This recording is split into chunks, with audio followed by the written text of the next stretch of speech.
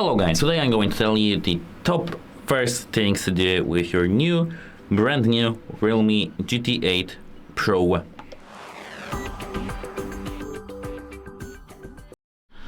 As for every single device, we have to go through normal things, and at the finish we'll talk about more these REALME things. The first things in this phone, what I recommend doing is to go to the settings, tap Wi-Fi, and if you hadn't done it, you have to tap on the Wi-Fi network SSID and enter your password. Mine is like this. We have to tap OK and it will be connected with our network. Your password is most likely either on the sticker or of course given to you when setting up your network. Of course, you may have changed your password meantime. Just enter the password for your network. And as for this thing, that's it. Now we can go back and scroll all the way down to the system and update. Here, tap software update. And now here, if you do have any updates, this is the latest one, but if you do have any updates, because sometimes we can get older version of our device, update your device immediately.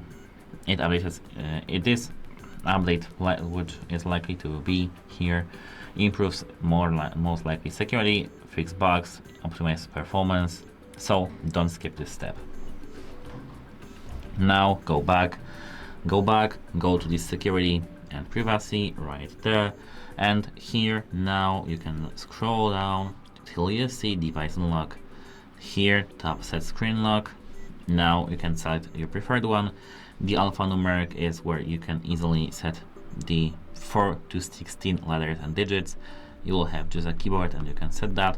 Numeric is just a pin code, as you may have, for example, to your door or everywhere else, or a pattern, which is just a pattern lock, like in every single other device. You can tap next and set my pattern, and now password is set. The password is required every 72 hours or when the phone restarts. Please remember this password, it can be retrieved or forgotten. If we tap done, we can now close our device and check if it will work. It does. So that is mine, and here now we can go back and set up the face and fingerprint unlock. Let me at first set the fingerprint, tap agree, so draw my locks in pattern, and now tap add fingerprint. Now we have to select the finger that suits the most for us. If you hold this phone like this, the thumb will be the best, but as for the video purposes, my pointing finger will be better idea.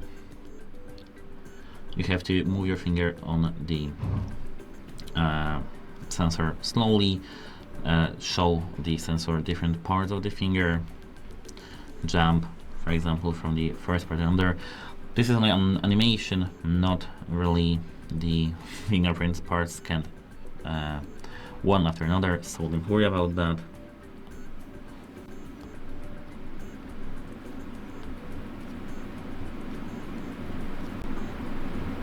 Now our fingerprint is added. You can tap done, the same thing that's earlier, close, and check if that works. Mine does.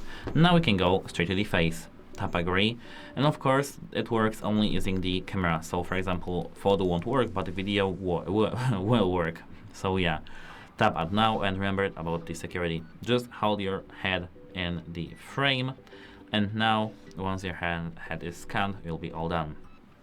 Now you can just check if it works. Mine did.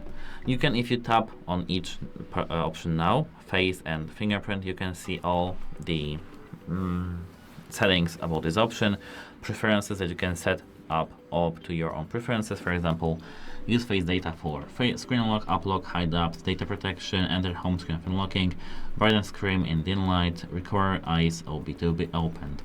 The same is with the fingerprint. If we enter our pattern, we use fingerprint for screen lock, uplock, hide apps, data protection, quick launch, fingerprint animation, show fingerprint icon. Now we can go back again and again and again, and this is everything which goes to the security. Now we can move to the display. Tap display and brightness right there, and what I do recommend doing, actually, it's up to your own preferences, right?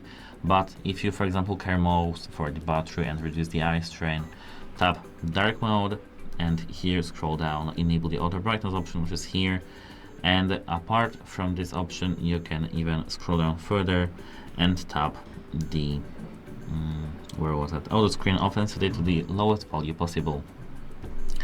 But if you want to set your phone up to your own preferences, not care about the battery, but up to your own personalization things, set every single thing that's here up to your own needs.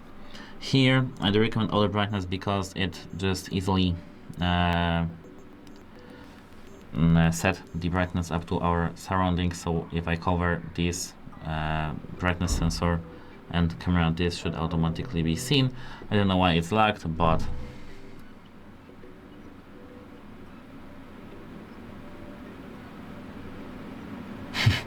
yeah, it won't work now. For example, I think that we are in the settings.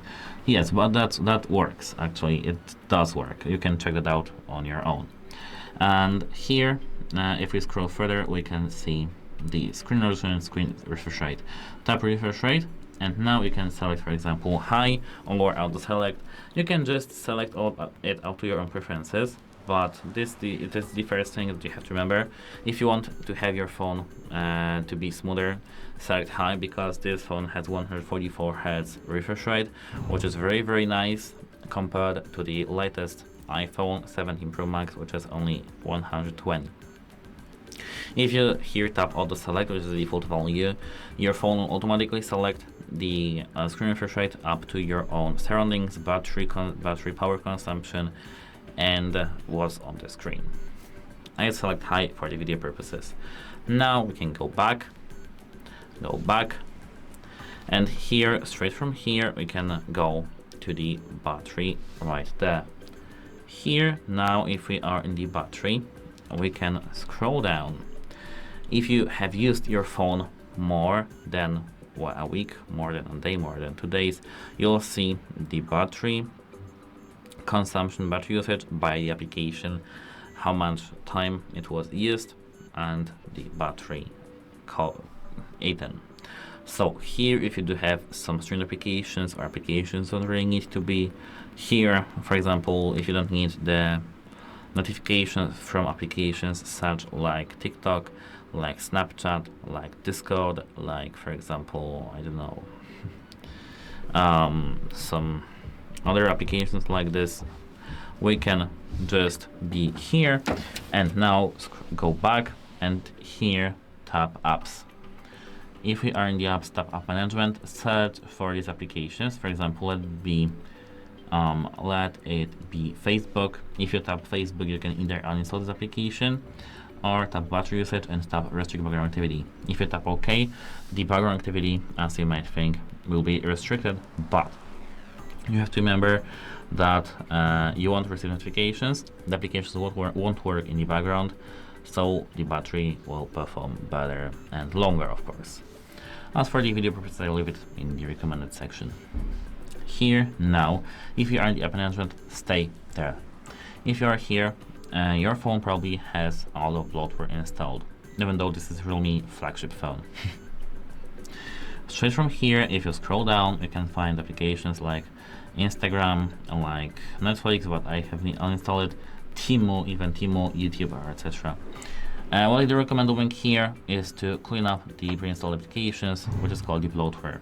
It frees up the storage, RAM, and improves the speed of your device. So tap on each application, like for example Timo, which is here, uninstall, OK. Do it on every single device that's just useless or not that good for you. Now we can go back, and here, if you scroll up to the sign in, tap agree and continue, you can set your account, do your account. If you make an account, enable the cloud backup and sync, you can backup contacts, photos, messages, and settings from your device. It ensures you won't lose your data if something happens to your phone. So as for the privacy, like the phone privacy, we are good to go. But we have to now manage the application's permissions. We can't forget about that. So, where we have previously, we have to go back here to the security and privacy, scroll down to the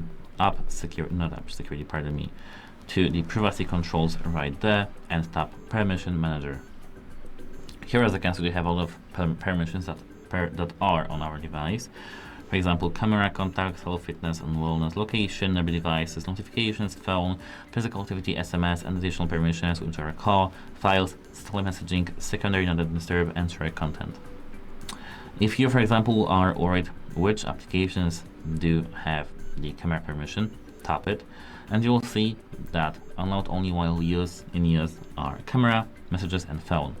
If you see here, these are the applications from unallowed here. These are the applications that aren't permitted to use it. Search every single thing that is here and just remove the application you don't want to have the permission to. For example, location, I don't want to have my camera over here have the permission to location. Tap on the application and tap don't allow. That's it. Actually, we don't need every single thing. Now we can go back, and as for the settings things, this is it. You can now just exit this video if you just wanted that, but we can now move to these more Realme things. So here, thanks to the Realme UI 7.0, if you hold our finger in the background, we can tap widgets, select the widgets from the applications, add it, wallpaper and style. We can select, as you can see, wallpaper and style up to our own needs. Add wallpaper, like for example from this classic to some compositions to either our photos. Everything is up to our own needs. So just personalize your device using the holding your finger in the background and tapping the things that are here. We can tap apply and nothing should be changed because I did nothing, but we can tap apply and now we are good to go. Apart from that, here if you open the camera, you can find some strange thing, which is here. Ricoh GR. What's that? Is that even a thing? Yes, I had the same reaction.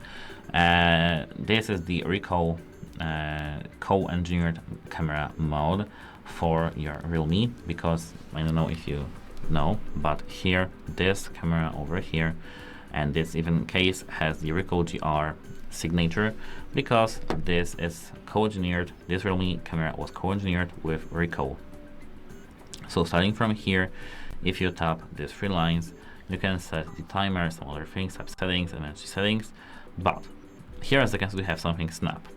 We can snap 1 meter, 2.5 meters, 5 meters, or infinite. EV, change the exposure and lights and the light. We can set everything manually. Tap JPG if you want to set our photos to the JPG, RAW or RAW Max. You can select it up to your own needs. Actually, if you, for example, to take photos of some street, of course, street photography or something like that, I recommend to set these all things up to your own needs. I'm not a camera actually geek, so I won't tell you some insider things about this options, but you can check it from because some other guy recorded this video probably, so we can check that out.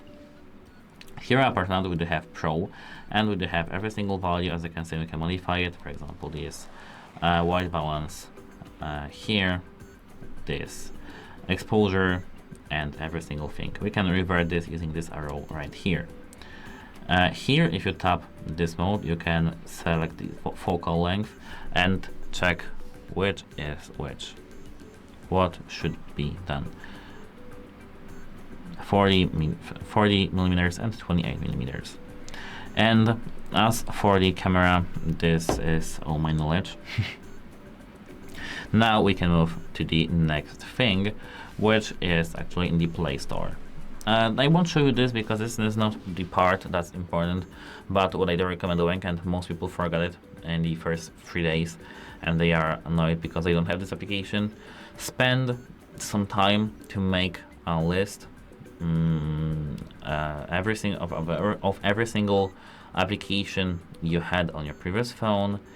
Open the Google Play and install every single one step by step, so you won't get irritated.